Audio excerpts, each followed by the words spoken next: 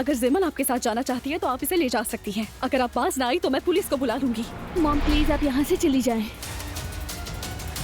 Hello, घर बर्बाद करने के लिए तुम्हें मुबारक हो। जिमन ने ज़ैनब को बहुत ठेस पहुंचाई है। ठीक है। याद रखना मैं हमेशा तुम्हारे लिए हूँ, सिर्फ तुम ही वो वाहिद औरत हो जिससे मैं मोहब्बत करता हूँ। और अलिफ, जिस दिन हाँ कह दिया तुमने मुझे, उस हाँ के बाद मैं तलाक का केस रीओपन करवा लूंगा। महर ने जहर खा के खुदकुशी करने की कोशिश की है। क्या? उसने बताया कि ये तुम्हारी वजह से हुआ। असल मसला तुम नहीं हो, वो बातें हैं जो रेहान ने उसे कही। रेहान?